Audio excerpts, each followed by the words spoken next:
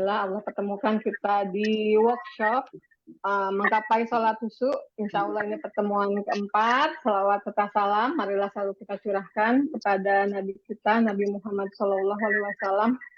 Rabbi sodri sodri wa yasiri amri wa luqatan min lisani yafqahu qawli. Rabbi zidni ilman warzuqni fahman birahmatika ya arhamar rahimin. Baik teman-teman semua, kita awali ya, kita buka pertemuan keempat. Kita buka dengan membaca surat Al-Fatihah bersama-sama. Bismillahirrahmanirrahim. Iya, sama berdoa. Suratul ladzina amin amin ya Allah. Baik, teman-teman, kemarin Bu Dewi sudah membahas ya terkait dalam penghambaan kita kepada Allah, di mana Allah sudah mengatur untuk kita jalan di berbagai aturan yang sebagaimana mestinya kita gunakan di aktivitas kita sehari-hari ya, teman-teman. Di situ juga Bu Dewi menjelaskan terkait kecintaan kita ya, bagaimana menumbuhkan rasa cinta itu, dan ketika kita sudah merasa cinta, apapun yang kita bukan apapun. Kalau kita sudah merasa mencintai seseorang, bahwa apapun yang seseorang itu inginkan dari kita, biasanya otomatis kita memberikan yang terbaik untuk orang yang kita cintai. Bahkan kadang diri kita lupa ya lebih mengutamakan orang yang kita cintai. Baik, mungkin nanti akan dilanjutkan di sesi keempat ini oleh Bu Dewi. Pada Bu Dewi, mangga saya persilahkan untuk melanjutkan workshop menggapai sholat husu ini. Pada Bu Dewi, mangga saya persilahkan. Iya Teh Hani, atur nuhun. Suara saya jelas nggak? Jelas.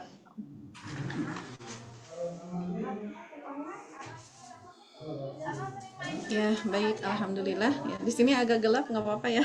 Agak gelap-gelap gini. Ya, bismillahirrahmanirrahim. Assalamualaikum warahmatullahi wabarakatuh. Waalaikumsalam warahmatullahi wabarakatuh. Alhamdulillah. Warahmatullahi wabarakatuh. Assalatu wassalamu ala rasulillah wa ala alihi wa ashabihi wa mawalah. Asyhadu an la ilaha illallah wa asyhadu anna muhammadan abduhu wa rasuluh. Rabbi shrah li sadri wa yassir li amri wahlul 'uqdatam min lisani yafqahu qawli. Rabbana zidna ilma warzuqna fahma bi rahmatika ya arhamar rahimin. Amin ya Allah ya rabbal alamin. Ini kalau ada background dimaklumi ya. Tani ada backgroundnya masuk nggak? Masuk. Mengganggu nggak? Enggak ya? Anggap aja enggak ya? Ya, ya, karena saya lagi ada di dunia lain ya, jadi teman-teman mohon maaf kalau ini ya, adanya, insya Allah ini tempat yang paling berkah ya.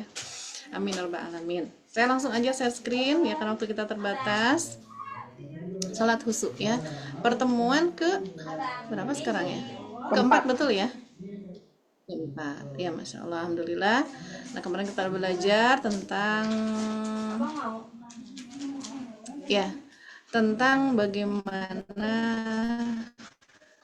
ya seharusnya kita ya, seperti apa kewajiban-kewajiban dari Allah, kenapa, dan itu cara Allah membantu manusia supaya penghambaannya itu sukses ya, sehingga dikasih kewajiban dengan maksud ya, kalau diwajibkan, diancam, dimotivasi ya, lebih termotivasi, terdorong gitu ya untuk melakukan. Nah, lanjut ya teman-teman. Nah, yuk, jadi akhirnya apa? Memang kita sebuah keniscayaan, mau nggak mau, bukan sebuah pilihan gitu ya, harus mulai belajar mencintai Allah ya, karena dengan mencintai Allah sajalah kita itu bisa ringan ya untuk menjalankan ketaatan tadi ya, karena secara hakikat manusia itu pasti kalau sudah mencintai sesuatu pasti rela, pasti mau berkorban, pasti ya. Itu pernyataan Imam Syafi'i kemarin ya, kita udah bahas. Nah, pasti dia itu akan mentaati, pasti gitu. Kalau udah cinta, makanya kayak kemarin contohnya supporter bola misalnya ya, Nah, seperti bola itu kan kalau udah cinta itu kan benar-benar sampai rela jiwa raga gitu ya untuk dia, rela berkorban demi bertemu dia. Ya kalau ada misalnya event Piala Dunianya gitu ya, event main bolanya gitu ya, pertandingannya itu mesti beli tiket lah macam-macam, pengen ketemu berjam-jam juga melakukan perjalanan nggak apa-apa, bahkan ke luar negeri, bahkan kalau nggak ada duit bergadang gitu ya, mungkin di pos ronda rame-rame bareng-bareng karena pengen selalu bersama, pengen dekat dengan dia ya. Begitu, dan akan melakukan hal yang di luar nalar lah ibaratnya itu kalau udah cinta ya. Nah, maka mencintai Allah itu sebuah keniscayaan supaya kita itu ringan dalam menjalankan aktivitas penghambaan ya, dalam hal ini menjalani ketaatan-ketaatan kepada Allah. Sesi keempat ini ya teman-teman, nah jadi kita udah tahu tentang tujuan Allah menciptakan, yaitu untuk beribadah. Memang kita ini untuk menjadi hamba Allah ya, dan Allah berikan bekal-bekal supaya kita itu sukses dalam penghambaan, sudah kita bahas, bakal hidayah ya, kemudian hidayah akal. Nah, hidayah yang kedua itu disebutnya sebagai hidayah isad wal bayan, yang kemarin itu ya Allah utus nabi dan rasul sebagai penyampai informasi, karena akal akal itu butuh info, kemarin kita udah belajar ya. Salah satu cara kerja akal itu dia butuh info. Nah, sehingga biar infonya benar, Allah utus nabi dan rasul supaya jadi Allah memberikan info langsung. Jadi sebetulnya walaupun lewat pesan rasul itu sebenarnya info langsung dari Allah ya. Info langsung dari Allah agar manusia itu berpikirnya benar. Ya, bayangin, jadi Allah tuh langsung teman-teman kepada kita, membimbing kita agar kita benar menghambanya gitu ya. Nah, kemudian Allah beri isad wal bayan itu, isad itu petunjuk, bayan itu penjelasan. Jadi Allah banyak menjelaskan gini caranya. Oh, kalau mau pakaian begini caranya, makanan begini caranya, kerja begini caranya, semua Allah jelaskan gitu ya. Untuk seluruh manusia. Bahkan kalian mau beribadah, aku loh yang harus diibadahi kata Allah itu ya. Nah, jadi akal punya informasi yang benar. Ya, kemudian apa? Allah berikan tubuh yang sempurna. Ya, itu bakal dari Allah juga. Tubuh yang sempurnanya itu di mana letak kesempurnaannya? Salah satunya adalah, yang utama adalah dengan tubuh yang Allah ciptakan sekarang saat ini kepada kita, itu membuat kita itu bisa menghamba dan bisa berpikir ya. Komponen akal itu ada otak, ada indera. Nah, tubuh kita dikasih otak dan dikasih indera. Nah, otak itu untuk menyimpan informasi yang pernah kita file data maksudnya ya. Otak itu menyimpan file data-data di mana data-data apa yang pernah kita indra, apa yang pernah kita dapat infonya ya, itu filenya itu tersimpan di otak. Ya, dan otak itu sumber saraf juga dan seterusnya. Bahkan dikatakan dia merupakan salah satu alat vital. Kalau nggak ada otaknya nggak bisa hidup. Ya gitu ya. Jantungnya ada apa ada tapi nggak ada otaknya nggak bisa hidup. Ya, kalau nggak percaya coba aja copotin otaknya ya teh nih ya gitu teman-teman. Nah, dan Allah berikan hati. Nah, hati itu untuk apa? Supaya manusia itu bisa merasakan jatuh cinta kepada Allah. Karena dengan perasaan cinta tadi manusia akan taat. Jadi Allah siapkan hatinya. Ya, salah satu fungsi hati itu utamanya adalah agar kita bisa merasakan cinta, rindu sama Allah. Nah, maka Allah kasih hati. Jadi menyempurnakan penghambaan kita, tubuh kita ini gitu ya. Termasuk dikasih organ tubuh. Allah kasih cara hidup itu kan perlu berjalan, perlu bertemu dengan orang, perlu komunikasi ya, perlu macam-macam. Allah kasih tubuh yang kayak gini tuh, itu memang membuat kita itu mampu ya, mampu untuk melakukan aktivitas sebagai hamba ya, berinteraksi dengan manusia lainnya, sholat itu sujudnya bagaimana kan pakai tangan dan seterusnya gitu ya teman-teman. Nah, dikatakan tubuhnya tubuh yang sempurna. Ya, beda dengan binatang-binatang lain, ya, dengan makhluk lain, ya, dengan binatang. Bahkan katanya sih ya, bangsa jin itu kan kalau bisa ngelihat katanya mengerikan, ya, ada yang menjijikan lah gitu ya. Tapi manusia itu kan enggak. Allah berikan dengan sebaik-baik bentuk dikatakan oleh Allah, ya. Kenapa? Untuk membantu agar manusia itu mudah menghamba. Nah, seperti itu. Cuma manusia sadar nggak gitu ya, tubuhnya dipakai apa nih? Harusnya dipakai menghamba kan gitu ya. Nah, begitu teman-teman. Kemudian, pertanyaan saya berikutnya teman-teman. Ketika kita berbicara, boleh ya di kolom chat, yang di ruang Zoom, yang di Facebook ya.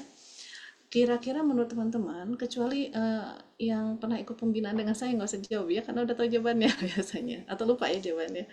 Menurut teman-teman, kapan sih kita itu berpikir? Kapan sih kita itu, si akal itu bekerja? Maksudnya rangsangannya apa? sampai dia tuh bekerja sih ya, dia tuh berpikir. Kan ada orang yang nggak mau mikir, malas mikir gitu, berarti kan nggak terangsang. Nah, rangsangan yang membuat akhirnya dia tuh mau berpikir apa teman-teman?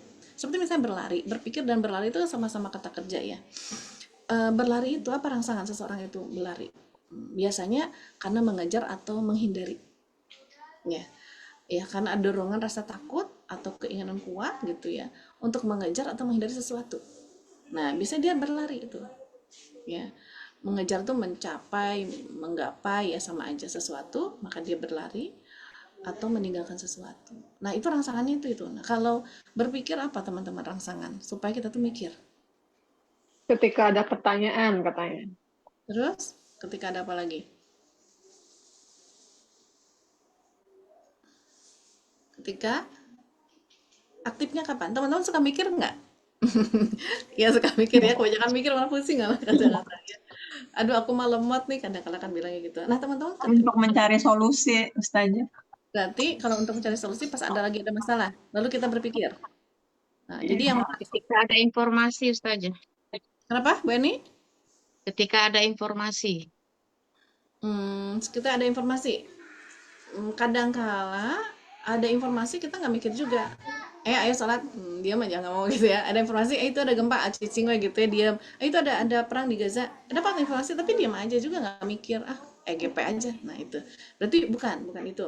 Kalau ketika kita mencari solusi, ketika kita punya masalah, maka kita berpikir. Enggak juga, banyak yang punya masalah nggak mau mikir. Pusing, udah aku nggak mau mikirin kan gitu, nggak mau mikir. Nah berarti sebetulnya apa teman-teman yang mendorong kita berpikir? Ini teman-teman lagi mikir apa? Kenapa berpikir? Karena Pertanyaan. Berpikir untuk masa depan gitu, Ustazah. bukan, karena Ketika ada mau pertanyaan. mengkaitkan fakta dengan Iya, kan maklumat. perlu mengkaitkan tuh 4 komponen berpikir tuh perlu dikaitkan. Dia tuh bergerak, berproses mengkaitkan 4 komponen ini itu pas dirangsang sama apa? Setrumnya tuh apa gitu sampai dia tuh jalan. Kalau mesin tuh kan, kalau motor apa teh nih? Di starter gitu ya. Nah, starter si akal itu mau bekerja itu apa? Dengan pertanyaan. Makanya teman-teman tadi kan mikir, saya tanya soalnya, ayo apa? Itu kan harus mikir. Jadi teman-teman sedang berpikir tuh sebetulnya sedang mengolah data yang ada di file-file yang ada di otak itu lagi diolah, dicari filenya. Mungkin pernah dapat informasi apa, pernah mengindra fakta apa. Nah teman-teman tuh lagi mencoba menyambung-nyambungkan tuh mengolah data. Itu namanya berpikir ya. Ketika ada pertanyaan, misalnya pas ada masalah, sebetulnya kan tadi saya bilang tidak semua orang punya masalah mau berpikir, tapi mereka berpikir ketika aduh ini solusinya apa. Nah dia baru mau pikir karena ada pertanyaan solusinya apa ya.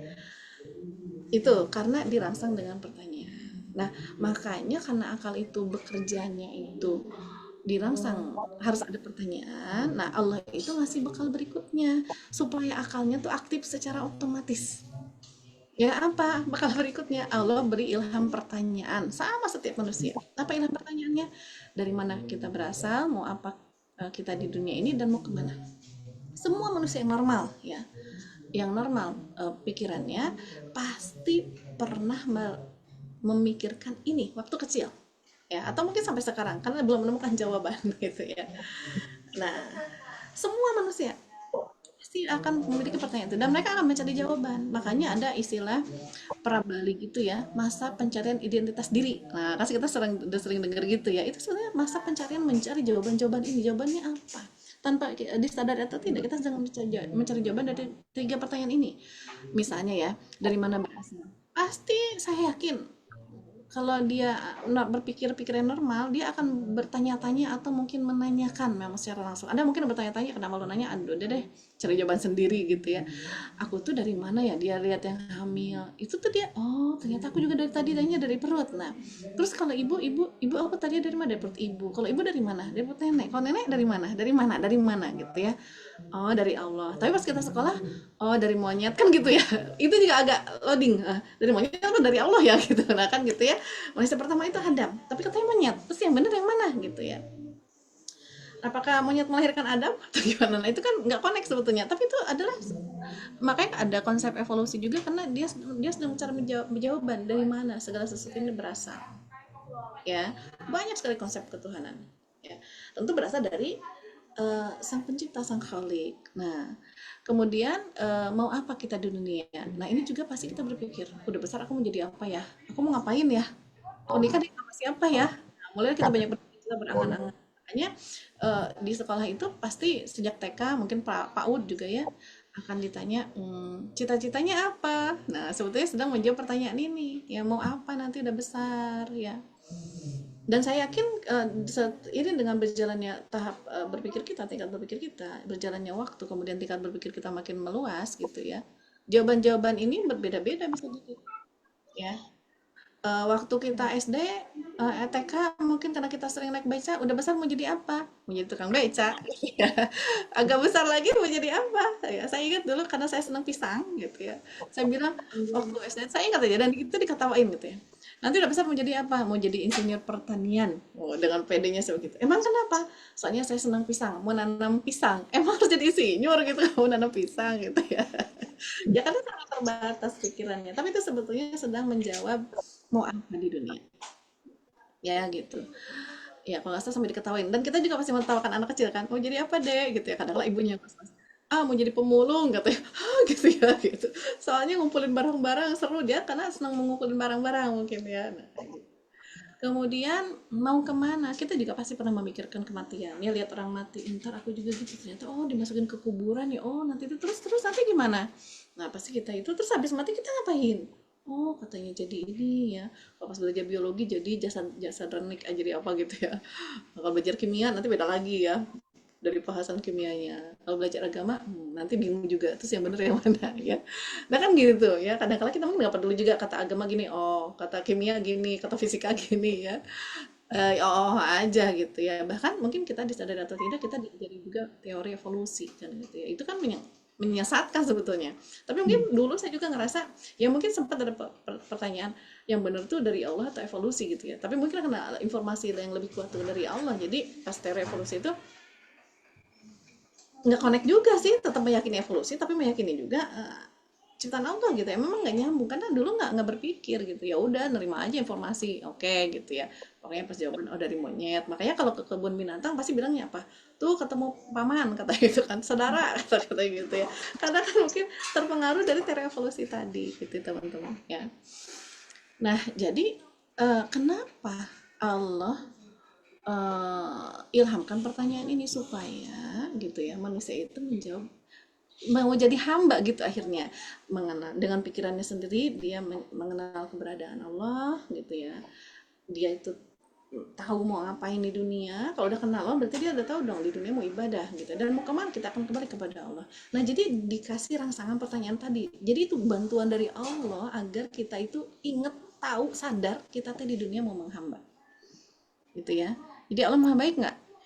Alhamdulillah. Pernah nggak kita bersyukur Allah kasih ilham pertanyaan ini? Kalau belum pernah, yuk sekarang kasih pertanyaan. Udah hidup berapa puluh tahun kita ya, bersyukurnya mungkin belum pernah dalam poin ini. Padahal kalau tanpa pertanyaan ini kita mungkin sekarang udah kayak monyet aja gitu hidupnya. Ya karena nggak ada berpikir gitu teman-teman ya, nggak punya tujuan hidupnya.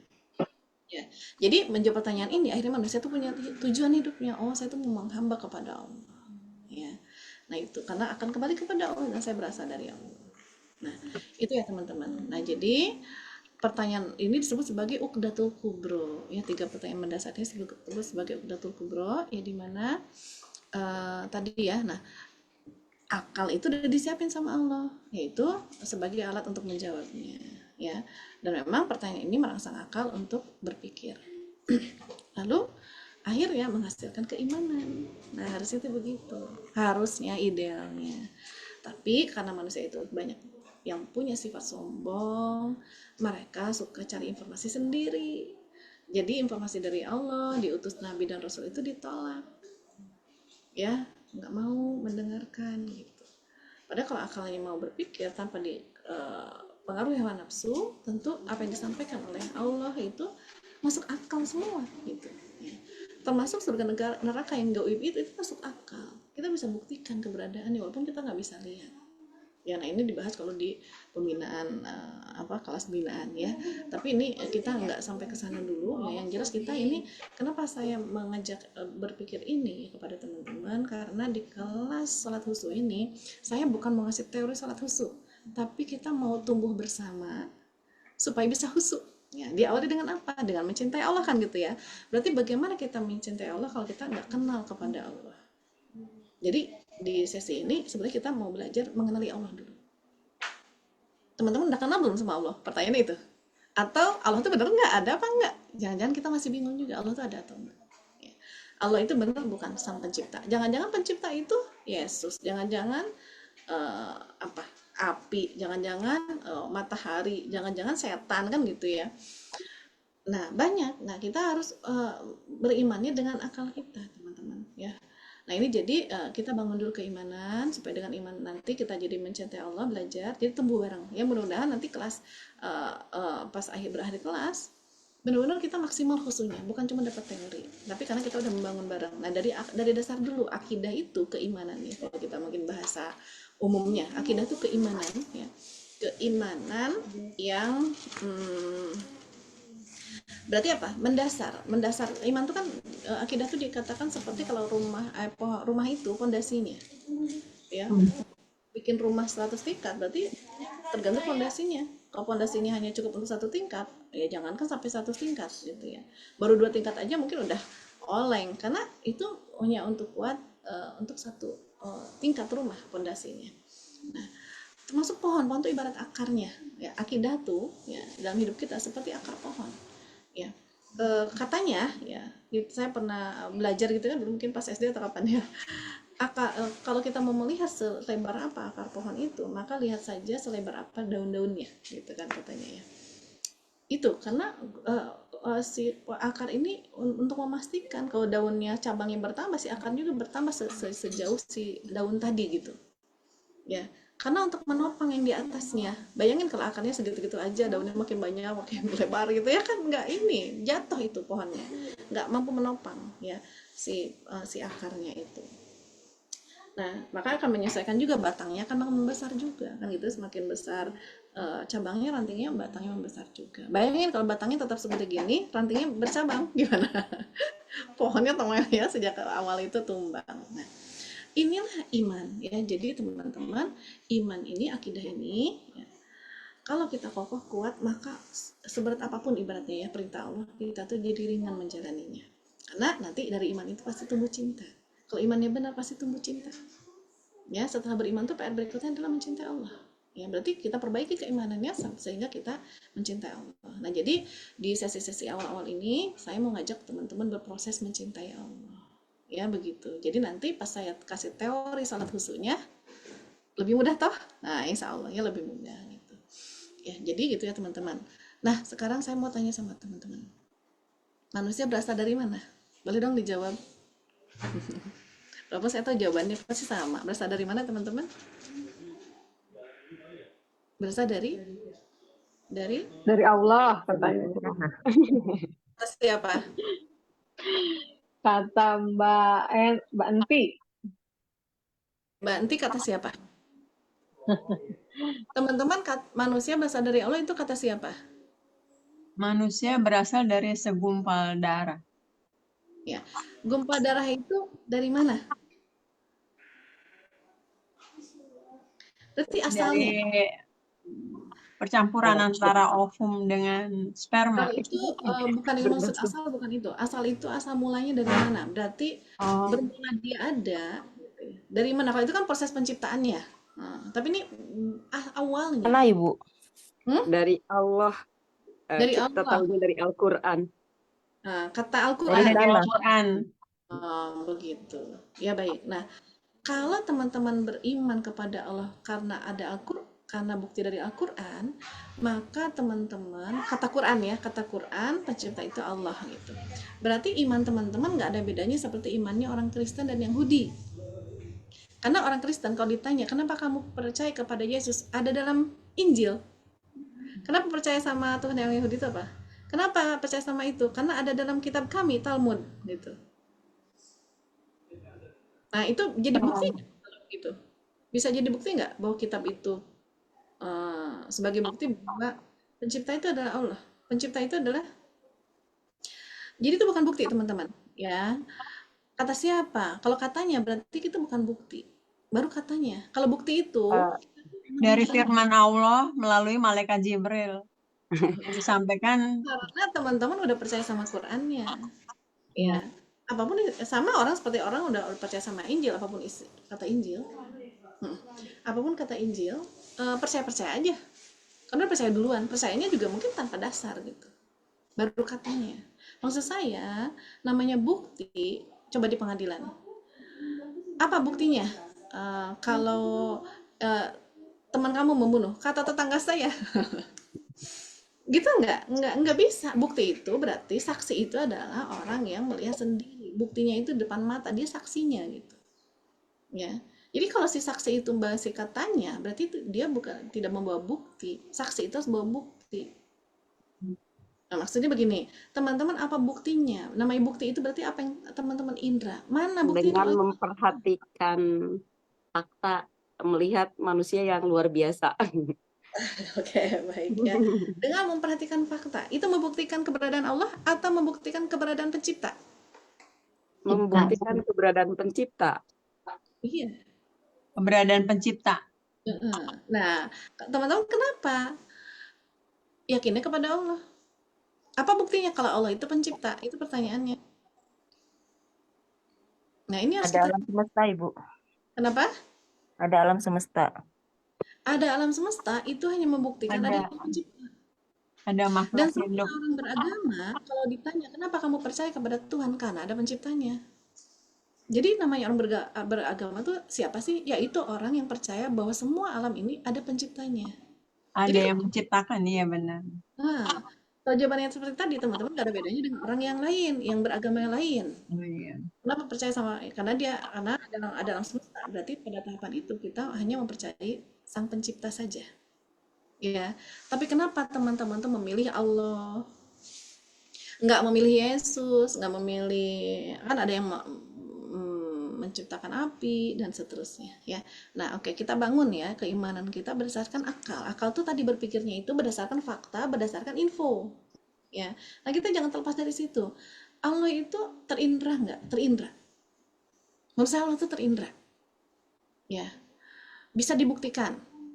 Bukan sang pencipta pasti udah jelas bisa dibuktikan, tapi bahwa pencipta itu adalah Allah, bisa kita indra.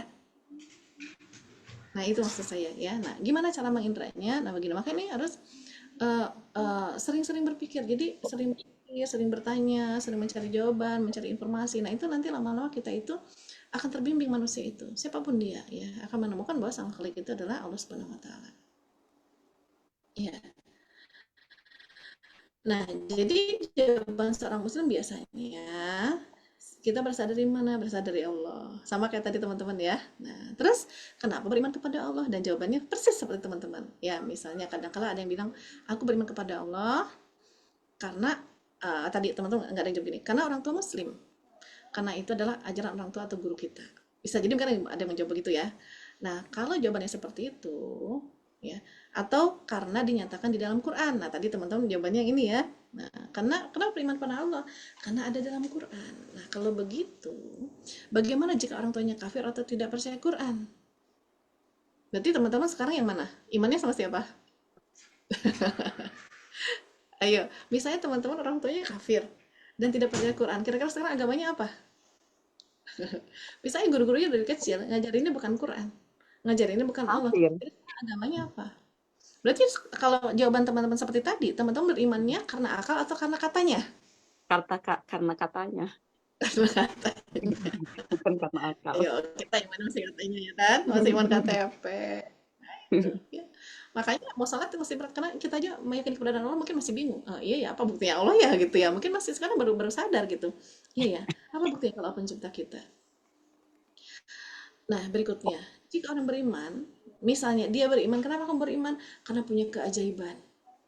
Nah, ini ngenas gitu ya. Terus kalau dia nggak dapat keajaiban selama hidupnya, berarti dia nggak akan beriman. Kan gitu ya. Berarti kamu kalau nggak ada keajaiban, kamu nggak beriman. Ya, dan keajaiban itu sangat subjektif. Banyak orang yang masuk agama apapun karena keajaiban. Bahkan ada yang pulang umroh masuk Kristen.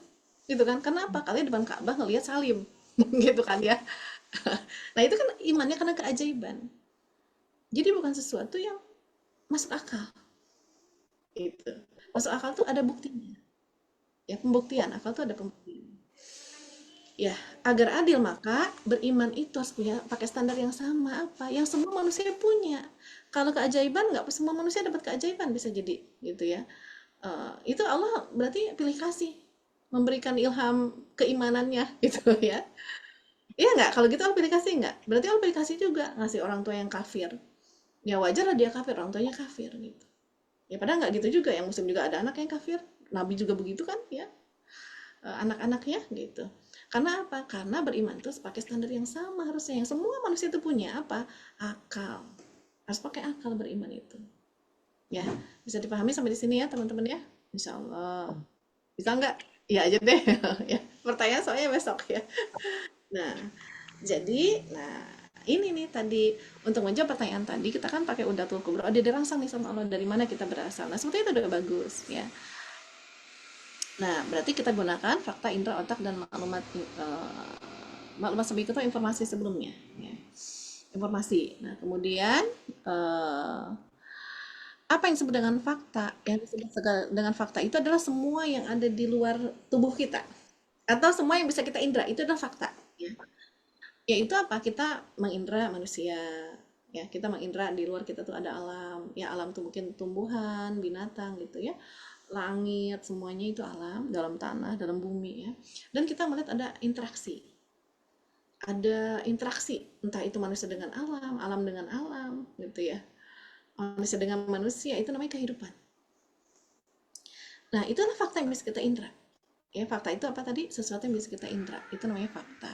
Nah, sehingga kita berpikirnya menjawab pertanyaan-pertanyaan Uqdatul Kubro ini dengan mencermati fakta, dengan mengikro fakta, dengan ma'rifat fakta. Gitu ya.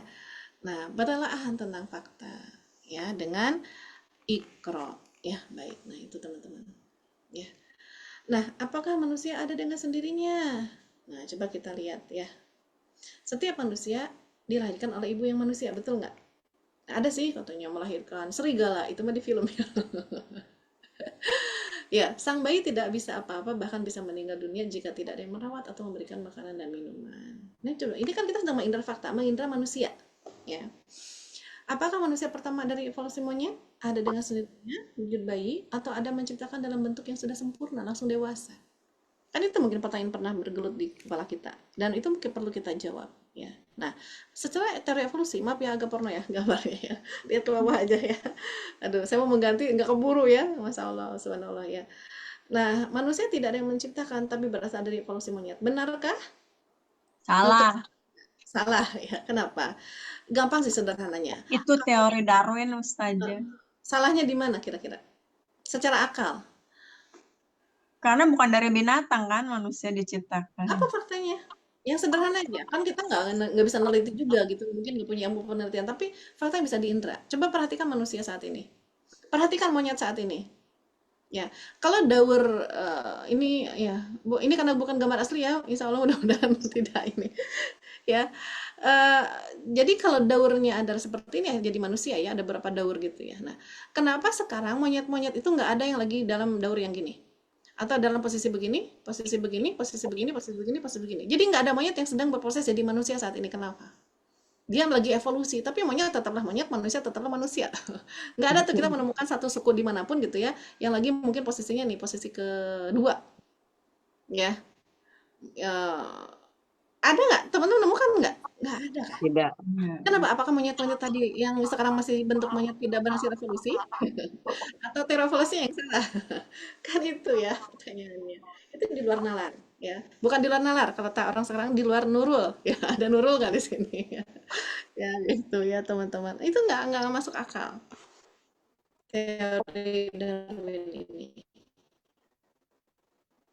Ya.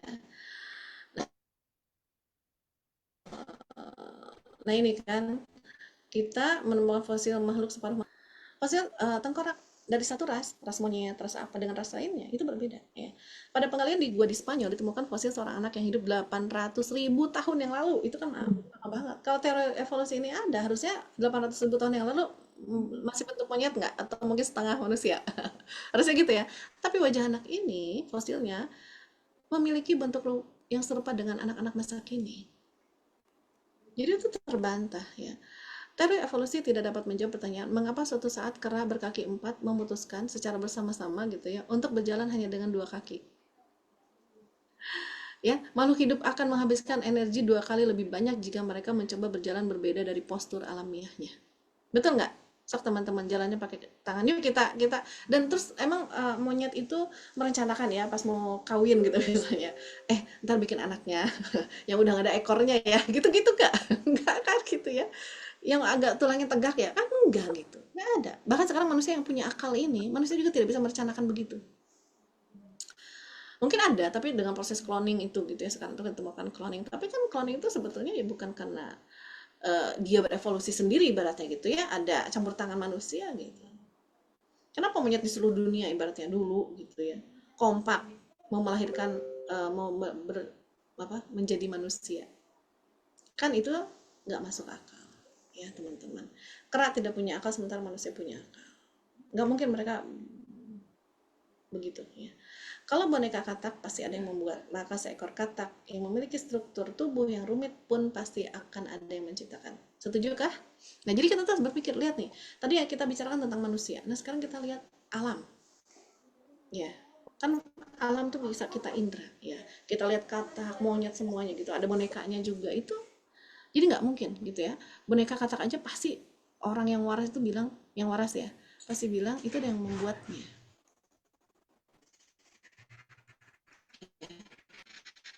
Gedung yang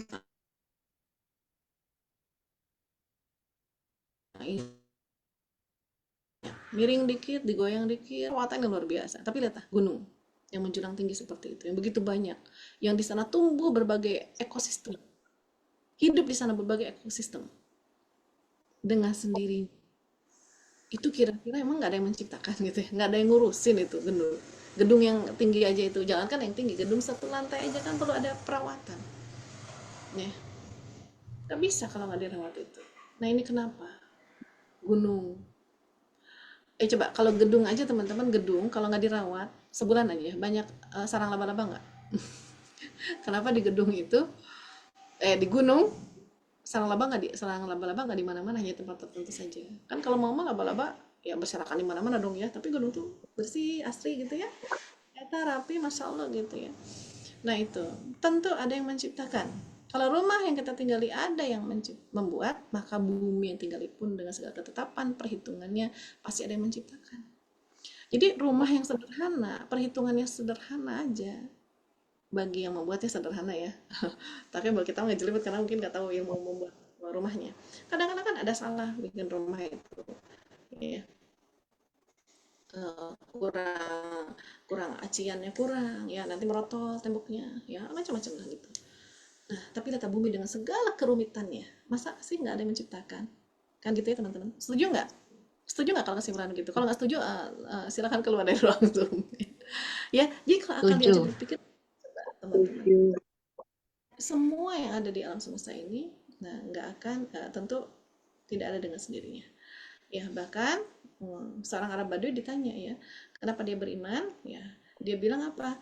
Gampang aja beriman itu. Orang Arab Baduy itu kan namanya Baduy itu terkenal tidak sekolah gitu ya, tidak intelektual, apa namanya? Status ininya ya, ya tidak bersekolah lah, tapi dia tuh tetap bisa berpikir gitu ya. Karena punya akal yang sama ya. Tahi onta itu menunjukkan adanya onta. Coba ada nggak bisa teman-teman nemu tahi onta? Siapa yang apa namanya? Pasti kan kita itu, nih kok ada onta di sini gitu ya gitu. Pasti entah, kalaupun mungkin ada yang naruh tainya di situ, tapi kan kalau ada tai onta itu berarti ada ontanya nggak? Ada ontanya. Ya walaupun yang naruh tai itu ada ontanya. orang lain gitu ya. Nah, bekas tapak kaki menunjukkan pernah ada orang yang berjalan. Apakah walaupun telapak kakinya gitu ya, kaki bohongan, pasti kan ada yang naruh itu tapaknya gitu. Gitu ya teman-teman. Ada orang yang menapakinya dengan kaki bohongan tadi misalnya. Pokoknya pernah ada yang di situ. Bukankah gugusan bintang yang ada di langit dan ombak yang bergelombang di laut menunjukkan adanya Sang Pencipta yang Maha Tinggi dan Maha Kuasa? Ya, itu dia menunjukkan gitu. Pernah nggak teman-teman dapat info ini? Orang pas rame-rame sering bahas UFO, ya UFO, ya alien gitu. Pernah tuh ada beberapa perkebunan ya, dalam waktu semalam itu perkebunnya seperti dicetak, seperti bekas itu katanya, bekas piring terbang. Heboh, ini siapa? Orang pasti bertanya-tanya, ini siapa? kemarin belum ada gitu. Ini tadi pagi itu ditemukan si perkebunan itu sudah tercetak seperti itu. Ini siapa? Pertanyaan kan gitu. Nggak mungkin nih tercetak sendiri kan gitu ya. Bagaimana dengan alam semesta ini yang luar biasa? Itu nggak mungkin dengan sendirinya gitu ya. Kalau semua di alam semesta ini dari materi, berasal dari materi, kan ada yang percayanya begitu ya. Tuhan tuh nggak ada, semuanya dari materi misalnya. Jadi saya nggak bayangin kalau dari materi ya, itu kan misalnya H2O. Air tuh H2O gitu ya, hidrogen dan oksigen. Nah, kapan dia jadi hidrogen, kapan dia jadi oksigen, dan kapan si hidrogen dan oksigen itu mereka rapat, gabung yuk jadi air. Mereka tahu gitu kalau bergabung akan jadi air gitu ya.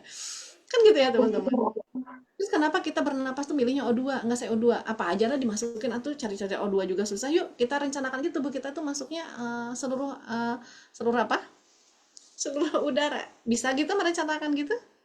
Kita aja yang punya akal nggak bisa, apalagi alam semesta ini yang tidak berakal ibaratnya gitu ya. Kapan itu si komponen-komponen yang ada di alam semesta ini ada? Kan itu juga nggak bisa terjawab gitu ya. Kenapa ada? Kalaupun komponen itu ada dengan sendirinya, kok bisa mereka merencanakan bikin bumi, yang satu jadi Jupiter, yang satu jadi Mars, yang satu jadi bulan, yang satu jadi matahari? Itu manasinnya pakai apa? Kan itu pertanyaannya ya. Sekarang aja kita mau manasin mobil nggak bisa kalau nggak ada bensinnya. Bagaimana mungkin itu? Listrik, lampu juga harus ada listriknya. Itu matahari nggak pernah padam-padam jutaan tahun yang lalu, selama berjutaan tahun gitu ya. Listrik yang di mana, colokannya di mana? Bagaimana mereka merencanakan akan membuat panas yang seperti itu? Begitu ya teman-teman. Masuk akal nggak kalau tidak ada pencipta? Nggak masuk akal. Ya gitu. Nah jadi akhirnya menjawab pertanyaan ini, kita menemukan jawaban tuh setelah kita mengindra fakta bahwa ya manusia, alam dan kehidupan ini semuanya itu amazing, luar biasa, di luar Nurul ya. Maksudnya itu luar biasa. Aduh ya Allah, coba teman-teman belajar kimia fisika, belajar biologi, kimia dan fisika. Puyeng nggak? Biologi oke lah, masih mending ya. Kimia fisika ya, itu hanya mempelajari sedikit huruf ini apa berapa banyak ya banget dari apa yang terjadi di alam semesta ini. Jadi rumus kimia fisika aja begitu rumit, bagaimana bisa alam merumuskan sendiri rumus-rumus tadi? Kan nggak mungkin. Kenapa manusia itu ngeluarin ludah itu merumuskan sendiri gitu? Nggak mungkin. Yuk, ludah mengandung enzim apa gitu ya. Nanti kalau nggak, itu udah sangat luar nalar ya. Nah, sehingga kita menyimpulkan bahwa ada penciptanya. Nggak mungkin dia. Jadi dari mana kita berasal? Dari Kholik, sang Kholik kita. Kholik itu siapa? Pencipta. Pencipta tuh siapa? Itu yang mengadakan dari sesuatu yang tidak ada jadi ada. Kalau pencipta listrik, nah itu salah. Pencipta mobil kan gitu ya, dulu itu kita mungkin belajar ya. Itu bukan pencipta. Namanya pencipta itu dari tidak ada menjadi ada, mengadakan sesuatu yang tadinya nggak ada. Tapi kalau penemu listrik itu namanya apa? Penemu, bukan pencipta. Ya, jadi dia menemukan dari air ternyata bisa menjadi listrik. Dia menemukan besi itu seperti ini. Dia menemukan itu penemu namanya. Ya. Ternyata bisa jadi pesawat. Ya, dia menemukan dengan teori fisika yang gini dan seterusnya bisa terbang. Gitu ya. Itu namanya penemu. Ya, berarti dia merumuskan rumus-rumus, dia menggabungkan rumus-rumus ya kimia, mungkin fisika yang ada di alam ini sehingga dia bikin pesawat terbang. Dan itu menggabungkan dengan ya dia pasti memahami ya kenapa bahannya itu nggak dari triplex si pesawat terbang itu gitu ya. Akan dicari bahan-bahan yang memang bisa terbang, mampu menghadapi macam-macam gitu ya, termasuk petir. Nah itu penemu namanya. Penemu apa-apa yang ada di alam ini ternyata punya fungsi, punya qadar ya. Kalau bahasa kita bahasa qadar itu qadar ya, qadar dari benda-benda yang Allah ciptakan ya. Jadi semuanya meniscayakan adanya pencipta, baik itu manusia, alam dan kehidupan, semuanya itu pasti ada penciptanya. Nah begitu. Sepakat nggak teman-teman? Jadi membuktikan tidak adanya pencipta jauh lebih sulit dibandingkan dengan membuktikan adanya pencipta. Betul nggak?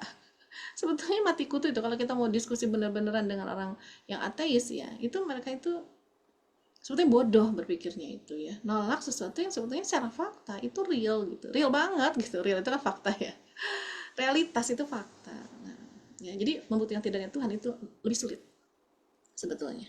Ya. Nah, pertanyaannya, berarti kan kalau tadi sampai kita mengimani, oh iya saya tuh, kita yakin bahwa pencipta itu ada. Nah, pada tahapan ini, hampir semua manusia itu masih banyak yang beriman kepada sang pencipta. Ya, cuma akhirnya masing-masing akan menentukan pilihan. Terus siapa dong pencipta itu? Nah, itu teman-teman. Ya. Jadi, Masya Allah ya, dengan manusia diberikan akal, diberikan rangsangan pertanyaan oleh Allah dari mana berasal, memang manusia itu secara otomatis akan mencari jawaban. Ya, terangsang untuk mencari jawaban, walaupun disadari atau tidak gitu ya. Nah, kadang-kala akhirnya kita menuhankan yang lain kalau kita nggak dapat informasi yang benar, tidak mau membuka akal kita untuk mendapatkan informasi-informasi dari yang lain, membandingkan. Namanya berpikir itu tidak ada proses membandingkan, proses menelaah gitu ya. Makanya teman-teman kenapa harus ada dakwah? Kita tuh perlu ada yang nyadarin gitu. Ya karena banyak yang nggak sadar. Kita juga dulu nggak sadar kan, tapi ada yang menyadarin. Siapa? Mungkin teman-teman kita, ngajakin kajian, nasehatin. Itu kan ada yang nyadarin gitu. Kalau nggak sadar-sadar juga, dan seringkali kita disadarinnya sama Allah. Ya dikasih masalah, masalahnya besar, dan baru tuh nyungsep ya sama Allah gitu ya. Gitu ya teman-teman. Nah pokoknya berarti kita yang penting itu adalah sekarang, terus siapa dong sang Khalik itu? Siapa teman-teman? Kenapa? Apa buktinya kalau, ya saya tadi udah nanya, teman-teman beriman kepada Allah. Nah sekarang pertanyaannya, apa buktinya kalau Allah itu pencipta kita? Kecuali yang udah ikut pembinaan, nggak usah jawab. Yang belum ikut pembinaan dengan saya. Kira-kira teman-teman apa buktinya kalau Allah itu sang pencipta? Yang terindra loh ya, bukti yang terindra loh. Bukan kata Quran itu berarti nggak terindra. Allah itu, Adanya alam semesta ya. kenapa Bu? Adanya alam Adanya semesta. semuanya. Kan adanya alam semesta bukan berarti adanya Allah, tapi adanya sang pencipta. Hmm. Gimana? Kenapa Ibu nggak milih Yesus? Kenapa nggak milih api? Kan ada yang nyembah api. Kenapa nggak milih matahari? Kenapa? Gitu deh gampangnya. Karena hasil penciptaannya itu salah satunya ada manusia di dalamnya gitu. Jadi nggak mungkin lah orang yang menciptakan gitu. Ibu nggak milih api, kan api itu keren, bisa nyala-nyala. Karena api tidak bisa menciptakan manusia, alam Ah, semesta. api nggak bisa menciptakan gitu. Ya, oke. Dan tidak Kenapa nggak dewa? Kenapa nggak nyembah dewa? tetap bentuknya manusia. Emang kenapa kalau Tuhan bentuknya manusia? Kan Lemah. Allah itu Manusia lemah, makhluk. tidak berbentuk, tidak diperanakan, tidak beranak juga gitu. Jadi nggak berbentuk. Baik. Ada lagi jawaban lain?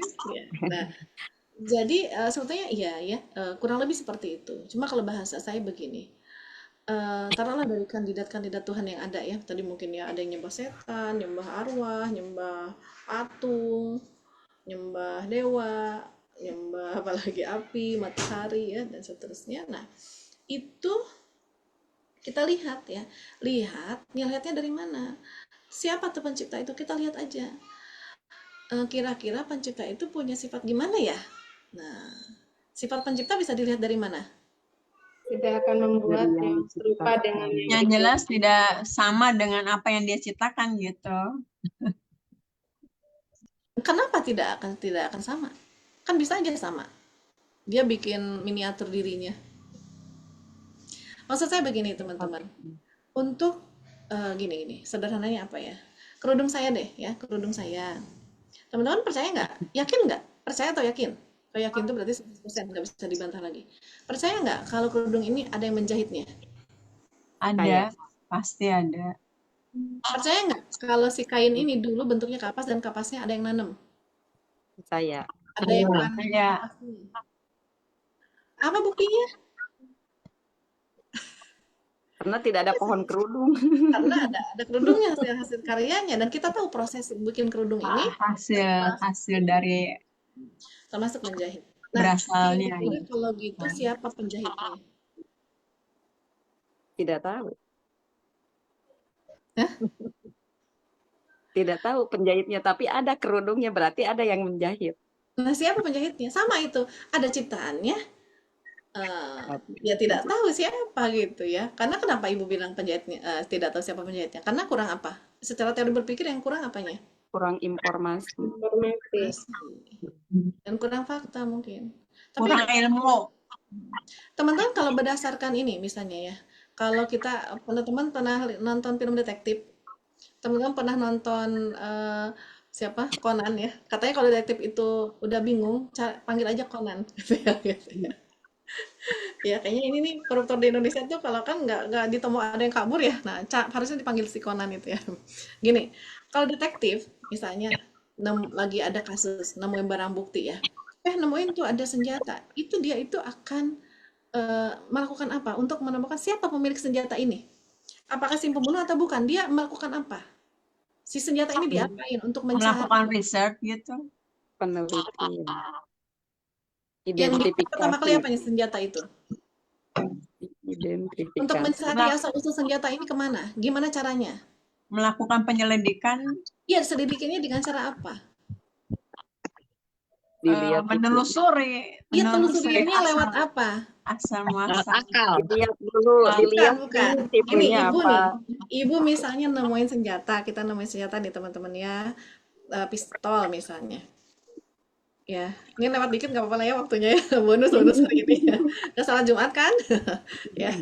Nah, pistol, nemukan pistol. Kira-kira ini mau mencari asal-usul pistol, nyarinya kemana? Ke pabrik Pistol pistol. itu siapa yang memiliki? Iya, Ke siapa pemiliknya? Mencarinya gimana? Coba pernah lihat film detektif kan? Lapor Gini, polisi saja. saya kasih spoiler dulu misalnya ya. Jenis Polisi. senjatanya seri apa? Dari Ya, serinya apa? Yang ngeluarkan senjata jenis seri ini pabrik mana gitu nggak? Iya. Ah, lalu di mana? Dicari nggak pabriknya? Setelah cari ketemu pabriknya terus gimana? Tanya. Untuk mencari siapa pemilik senjata ini. Setelah ke pabrik, kan bisa dicek di pabrik. Ini keluaran tanggal berapa, produksi tahun berapa, gitu bukan? Penelusuran. Ini didistribusikannya kemana? Oh, ternyata ke toko di sana. Dikejar nggak ke tokonya? Dikejar. Kejar. Dicarinya apa nanti di toko? Yang membeli. Yang membeli. Asal muasal. Iya, yang dicari kan siapa pembelinya. Gitu kan? Nah, Yang membeli. ternyata cuma nama dan nomor HP. Apa yang dilakukan? Timpun. Cari info. Iya, diselidiki nomor HP-nya kan sekarang pakai alamat, pakai KTP ya. Daftar itu nomor atau apa ya macam-macam. Nah, maksud saya begitu teman-teman. Jadi, kita bisa mencari menemukan siapa si pemilik senjata sesungguhnya dengan fokus aja dengan si senjatanya. Fokus dengan barang buktinya. Oh, ternyata kayak gini tuh pabriknya tuh pabrik yang karena ciri-cirinya kayak gini. Nggak mungkin pabrik yang ono, karena dia senjata mainan. Kalau ini senjata asli, nggak mungkin ke pabrik ya. Carinya ke pabrik mainan, betul nggak? Tapi ke pabrik senjata yang asli bukan. Kalau itu senjata buatan Korea, teman-teman datang ke Korea atau datangnya ke Amerika? Korea. Korea kan gitu. Berarti karena teman-teman berpikir mencari si pembuat senjata ini berdasarkan memperhatikan jenis senjatanya. Ditemukanlah akhirnya pembuatnya, si pabriknya. Oh, ternyata Korea. Nah, sama seperti kita mau mencari Tuhan. Diperhatikan aja hasil ciptaannya. Iya. Kita akan menemukan, ya kan senjata juga kualitasnya banyak ya. Ada kualitas yang mungkin premium, saya nggak ngerti kalau jenis senjata apa ya, premium atau reguler ya, atau apalah ya. Nah, ada senjata yang ecek-ecek, mungkin cuma rakitan, itu tidak mungkin ya akan mencarinya ke pabrik senjata yang sangat besar. Tidak mungkin dia yang membuat tuh sana. Tapi yang rakitan gini mungkin home industry gitu kan mungkin ya. Jadi akan dicari di mana? Ke pabrik besar atau home industry? Home industry dicarinya kalau senjatanya rakitan. Tapi kalau senjatanya ini kualitas ini tuh limited edition ya, nggak mungkin ada yang punya ini. Ini hanya pabrik yang mengeluarkan misalnya. Nah, kita jadi punya keyakinan bahwa hanya pabrik itu yang mengeluarkan, nggak mungkin pabrik yang lain. Berdasarkan penelaahan dari si senjatanya, penelahan dari hasil karya pabrik tadi. Artinya, kalau kita mau menemukan siapa pencipta itu, telaah lebih dalam lagi hasil karya sang pencipta tadi. Kita akan menemukan karakteristik, sifat-sifat dari pembuatnya, dari penciptanya. Sama seperti tadi senjata, kita akan menemukan ciri-ciri atau karakteristik atau sifat-sifat pabrik yang membuatnya dengan memperhatikan senjatanya. Jadi kita nggak akan salah datangin pabrik dengan memperhatikan si senjatanya. Kita nggak akan salah menentukan Tuhan dengan memperhatikan hasil ciptaannya. Gampangnya begini, ya kan kita berpikir itu harus dengan mengindra fakta. Nah, sekarang faktanya itu alam semesta dan manusia dan kehidupan. Nah, gini deh pertanyaannya. Nah, jadi harus diikro dengan akal, ya. Perhatikan lagi dengan akal, mengikro fakta, ya. Pertanyaan saya gini, teman-teman. Kira-kira sifat pencipta, kan kita lihat tuh ciptaannya. Ciptaan itu sedikit apa banyak? Banyak. Banyak. Di alam semesta ini sedikit atau banyak? Banyak. Berarti sang penciptanya gimana gambaran sang penciptanya? Punya sifat apa? Sangat hebat, luar Satu. biasa. Yang satu. Biasa. Sangat cerdas, mungkin gitu ya. Iya. Sangat kreatif, sangat inovatif mungkin gitu ya, inovatif gitu ya. Oh, kita lihat tuh ternyata ya teman-teman, gini. Kita perhatikan coba rumah kita. Berapa orang yang sanggup membuat rumah kita? Minimal 5, 10. dua orang bisa nggak bikin rumah? Bisa. Bisa. Ya kadang-kadang Minimal 5. kadang-kadang 1,5 maksudnya. Saya tuh bikin rumah yang sekarang itu, tukangnya itu hampir mungkin 80% ngerjainnya sendiri. Sisanya kalau dia butuh bantuan aja gitu. Ya gitu. Jadi saya bilang 1,5 gitu ya. Ternyata bisa tuh bikin rumah.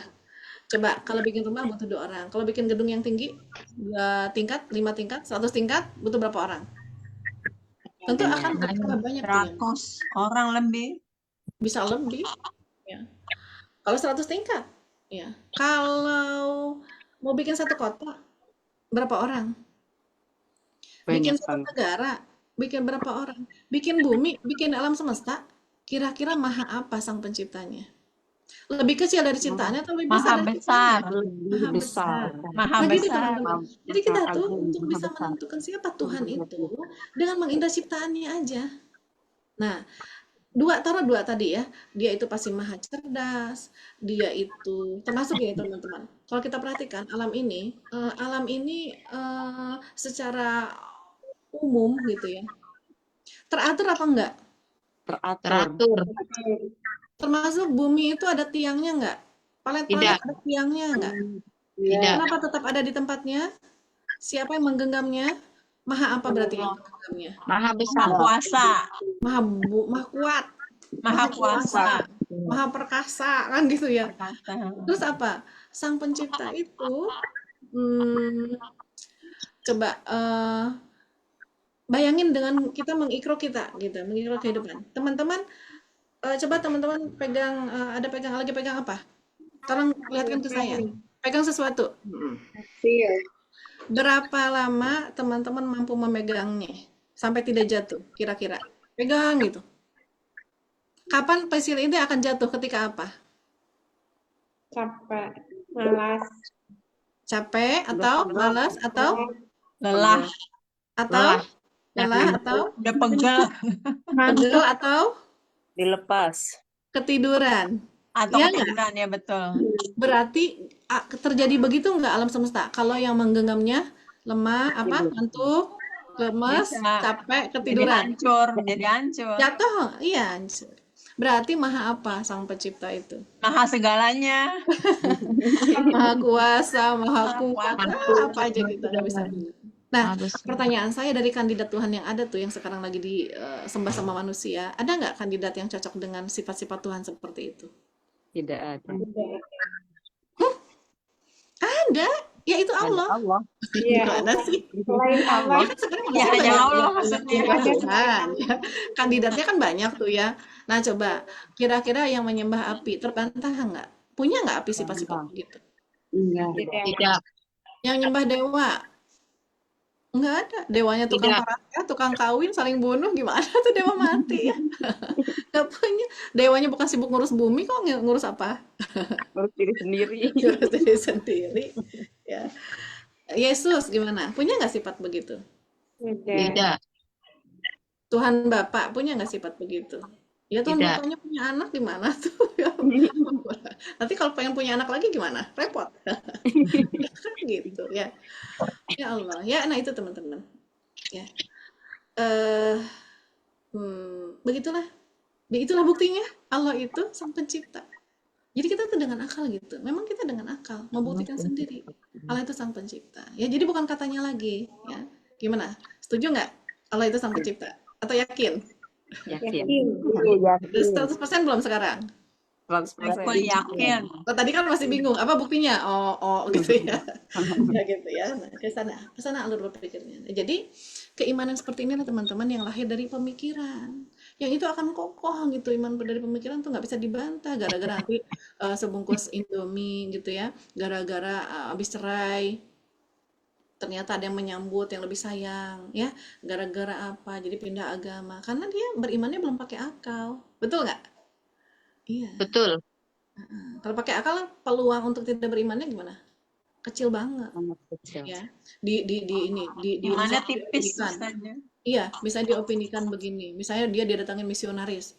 Ini loh, oh Tuhan itu adalah Yesus gini-gini, Yesus itu gini-gini. Kira-kira kalau imannya lemah diinformasikan Yesus gini-gini bisa kepengaruh nggak? Bisa. Kalau Bisa. imannya tidak berdasarkan akal bisa kepengaruh. Tapi kalau berdasarkan akal ya enggak lah, nggak mungkin. Tuhan itu begitu nggak mungkin. Nah, ya. Nah, ini pentingnya kita beriman dengan akal. Nah, jadi kalau kita beriman kepada Allah ya udah benar. Karena gini teman-teman, ada yang ditanya dan saya mungkin tuh pertanyaan pernah ada juga di benak kita gitu ya. Apa pertanyaannya? Jadi ada anak-anak remaja, dia tuh dikenal soleh lah, cukup soleh lah gitu ya. Kalau nggak salah di sekolah Islam, pokoknya dianggap soleh anaknya itu inilah ya rajin sholat juga gitu. Tapi ketika ditanya didetili, sebetulnya dia kurang lebih begini. Ya sebetulnya aku masih bertanya-tanya sih, Allah itu ada nggak gitu? Ya, Allah itu ada enggak gitu, kurang lebih begitulah. Padahal dia itu lagi hafalan Quran juga atau gimana gitu ya. Ya miris gitu ngenes dengernya itu ya, dia masih mempertanyakan padahal kalau nggak salah usia SMA ya. Ini saudara saya pernah cerita, beliau langsung yang bertanya sama anak itu gitu. Ada anak SMA ditanya-tanya gitu ya, pengen tahu gitu anak ini tuh gimana ya, apakah keimanan ini berproses berpikir atau tidak gitu ya. Nah, jadi masih bertanya sebetulnya Allah itu ada apa enggak. Nah ini mungkin takutnya anak-anak kita atau termasuk diri kita kenapa masih malas ibadah. Mungkin kita belum yakin Allah itu sang pencipta, yakin tentang keberadaannya karena baru katanya ya. Dan anak-anak kita perlu dibimbing belajar seperti ini teman-teman, supaya keimanannya kokoh ya, sehingga apa nanti muncul cinta. Kalau udah kita makin merasakan ma'rifatullah kayak tadi ya, untuk hal keseharian ma'rifatullah yang dekat dengan dia, pas dia dapat makanan tumbuhkan rasa cinta kepada Allah.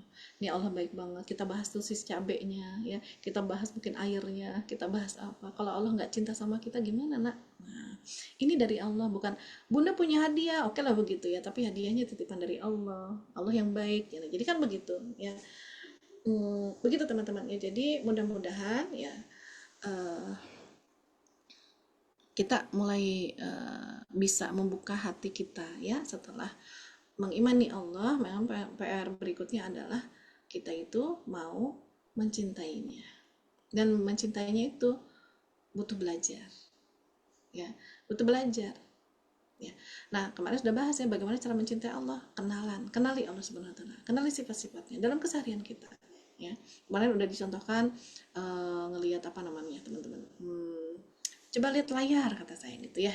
Nah, dan ini tadi seperti yang disampaikan, ini workshop ya. Workshop itu apa teman-teman? Ya jadi bukan sekedar kelas biasa gitu ya. Workshop itu kita ada praktek, ada apa gitu ya. Nah, saya minta mulai hari ini teman-teman yang mau berproses mencintai Allah nih ya, boleh nge-share ya di jam tertentu ya. Nanti Teh Yani aja yang menentukan jamnya. Hari ini ma'rifatullahnya tentang apa? Menemukan apa tentang Allah hari ini ya? Bisa karena lihat deterjen ya. Nah, jelasin sedikit kenapa. menemukan Allah di situ tuh di mananya dari deterjen ya, gara-gara sendal putus menemukan Allahnya di mana tuh di situ ya, menemukan rasa maksudnya kepada Allah. Oh iya ya, sampai kita tuh pas dia sendal putus, oh ya Allah, oh ya selama ini teh sendalnya nggak putus, aku nggak bersyukur, padahal Allah yang menjagain sendal itu supaya nggak putus. Pas putus baru tuh ya kita susah hidupnya. Gitu ya. Nah itu berarti ma'rifatullah kayak gitu juga. Sampai kita tuh cas ke hati, oh ya Allah teh, ya Allah ternyata. Nah kan jadi jatuh cinta nanti, insya Allah pelan-pelan ya. Nah jadi silakan berbagi di grup ya. Jadi saya yakinlah teman-teman, saya minta semangatlah untuk berbagi gitu ya, karena bisa jadi cerita teman-teman jadi inspirasi buat yang lain. Jadi dapat pahala nggak? Dapat pahala pagi Ramadan. Wah, luar biasa ya. Jadi silahkan berbagi hasil ma'rifatullahnya setiap hari sampai kelas nanti berakhir. Ya, Sabtu Minggu pun ada ma'rifatullah ya. Nanti dibuka dan ditutup sesuai kemauan Teh Yani. Nanti direncanakan dulu ya. Ya gitu ya Teh Yani ya, teman-teman. Siap nggak nih mau belajar mencintai Allah? Siap. Oke. Ya. Dan satu lagi ada, kita juga bisa mencintai Allah itu dengan mengenali sifat-sifatnya, memahami sifat-sifatnya ya. Bisa belajar dengan siapapun. Nah kalau teman-teman mau belajar dengan saya, ada di saya ada kajian Asmaul Husna ya di Sifat Tahunan Official ya, teman-teman bisa buka YouTube. Teh ini boleh bantu di kolom chat nuliskan sifat tahunannya ya, Sifat Tahunan Official ya. Itu teman-teman di YouTube ya dibuka, cari video live pilihannya ya, bisa di subscribe boleh ya. Itu medianya Kota Bogor ya. Saya dengan tim, dengan teman-teman itu alhamdulillah dikasih kesempatan ngisi kajian Senin sampai Jumat. Jadwal saya Selasa, tapi Senin sampai Jumat itu jadwalnya juga bagus-bagus semua ya, ada tafsir, ada macam-macam, teman-teman puas-puasin aja belajar gitu ya. Nah saya hari Selasa kadang, dan itu juga tetap gantian Selasa itu ya, tidak tiap Selasa, tapi kadang-kadang sebulan sekali atau 2 kali ya. Nah itu kajian Asmaul Husna, di scroll aja ya, dari mulai membahas tentang Allah, makna Allah ya, seperti itu. Jadi itu ya, mudah-mudahan sebagai salah satu ikhtiar kita untuk bisa mencintai Allah, supaya nanti ujungnya apa? Sholatnya khusyuk ya. Kalau nggak cinta itu, coba teman-teman kalau orang lagi jatuh cinta, ngobrolnya khusyuk nggak? Teleponan khusyuk nggak? Diganggu marah nggak? Marah ya. Sepenuh hati nggak ngomongnya sama yang dicintai? Iya, penuh hati.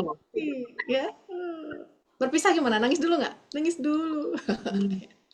Ya Allah. Ya gitulah ya, mudah-mudahan ya. Silakan mulai hari ini ya kita berproses insya Allah. Wallahu a'lam bishawab. Sekian dari saya. Wassalamualaikum warahmatullahi wabarakatuh. Waalaikumsalam warahmatullahi wabarakatuh. Waalaikumsalam warahmatullahi wabarakatuh. Ya, baik teman-teman, mohon maaf ya lewat sedikit, hampir 15 menit lewatnya. Baik, ini berproses ya teman-teman, materinya baru sampai pertemuan keempat dan belum masuk ke materi inti. Nah, kita sedang dibawa dulu nih rasanya untuk lebih mencintai. Ketika kita sudah mencintai, insya Allah sholatnya sudah bukan hanya sekedar menunaikan kewajiban, tapi betul-betul kita membutuhkannya. Membutuhkan siapa? Yaitu membutuhkan Allah. Nanti beda rasa ya teman-teman ketika sudah dimainkan hatinya, perasaannya bahwa kecintaan kita sama Allah, insya Allah sholatnya pun, nangisnya pun bukan karena kita sedang membawa masalah, bukan masalahnya yang sedang kita tangisi, tapi betul-betul sholatnya itu adalah karena kecintaan kita sama Allah. Baik teman-teman, sampai ketemu nanti insya Allah di hari Senin ya, insya Allah di jam yang sama 10.30 menit, nanti sampai jam 11.30. Rekamannya insya Allah nanti akan saya share kembali di grup, dan silahkan bisa dimurojaah oleh teman-teman dan disebarluaskan ke siapapun boleh, dan tidak perlu izin sama saya. Cukup sekian dari saya. Teh Yani, satu lagi. Pertanyaan silakan mulai di-share ya ke Teh Yani. Sabtu Minggu khusus nanti saya menjawab pertanyaan-pertanyaan dari teman-teman di grup ya. Ya. Baik. Silakan ya teman-teman. Ini sebetulnya grupnya sengaja saya kunci terlebih dahulu karena kemarin sempat ada penjualan penjualan buku yang adalah salah satu dari peserta kita yang sempat terbohongi, dan makanya saya kunci terlebih dahulu. Mungkin nanti akan saya keluarkan orang tersebut, baru nanti saya buka. Kita akhiri pertemuan kita dengan membaca hamdalah, alhamdulillahirabbil alamin, istighfar, astagfirullahaladzim, astagfirullahaladzim, dan doa penutup majlis. Subhanakallahumma wa bihamdika, asyhadu an la ilaha illa anta, sekian dari saya. Mohon maaf lahir batin. Assalamualaikum warahmatullahi wabarakatuh. Waalaikumsalam warahmatullahi wabarakatuh. Saja Teh Yani, atas semuanya berkah selalu. Salam sehat selalu. Assalamualaikum. Amin. Waalaikumsalam warahmatullahi wabarakatuh.